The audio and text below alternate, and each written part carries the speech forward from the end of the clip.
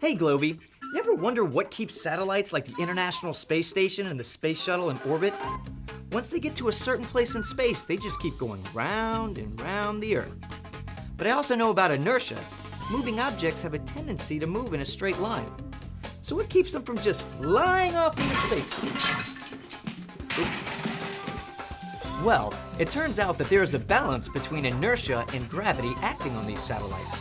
Now we all know that gravity is the attraction between objects. How big that attraction is depends on the mass of the objects, or how big they are, and how far away the objects are from each other. Objects on or near Earth are caught in this attraction and are pulled down towards Earth's surface. So even if you throw a ball up in the air, gravity pulls the ball back down to the ground.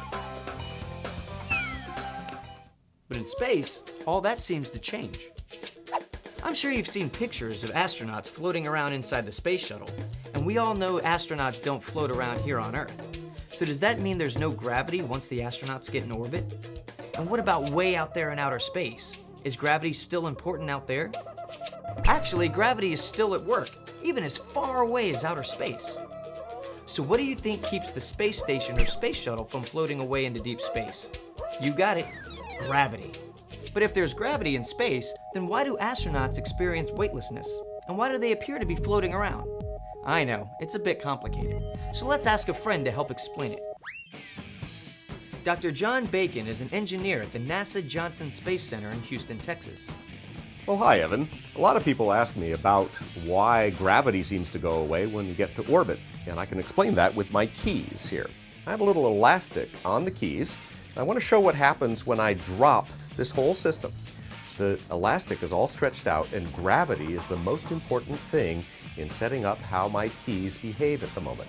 But the instant that I let it fall, gravity's not going to be important anymore. It's not going to fight against my fingers, and you'll see this whole thing change in 3, 2, 1, and you'll see that even before the keys hit my hand, this little elastic has immediately relaxed. I've changed the way the keys behave when I let it fall. Same is true with water on the surface of a table. It has a nice flat surface for days and days and days until it finds the edge of the table and is allowed to trickle off, and instantly when it falls, we get surface tension taking the water into a nice little cylinder, and then air forces start shearing it into drops, and you see it do anything but stay flat. So when we take gravity away by letting things fall, we get a whole new behavior. And the problem is, here if we get high above the planet Earth and we want to start falling towards it, no matter where I go around the equator, I will fall to the middle of the Earth, and then I'm going to hit the Earth rather hard.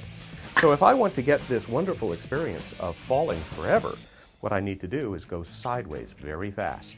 And if I can go sideways fast enough, I'll actually fall right over the horizon. And I'll just keep on going sideways with the center of the Earth pulling me to the middle. Now, if I'm on board a shuttle or a space station out here up in the vacuum, I'm going to feel like I'm falling forever. And so everybody on the station and all the experiments with them appear to float in the middle of the cabin forever. Notice that there's actually lots of gravity there. It's what's holding the space station right next to the Earth. Gravity is all the way out as far as the moon. It's what holds the moon in its orbit around us. But when we get going sideways fast enough, we just keep falling. Just like skydivers, astronauts experience weightlessness as they fall towards Earth. So even though gravity's constantly pulling them down, they can't feel their own weight as they're falling. If there are two skydivers falling together, then it seems as if they're floating towards each other. Hey, don't I know you? But what keeps the space shuttle from falling to the ground like the skydivers? Well, like Dr. Bacon said, the space shuttle would indeed fall if it wasn't traveling so fast around Earth.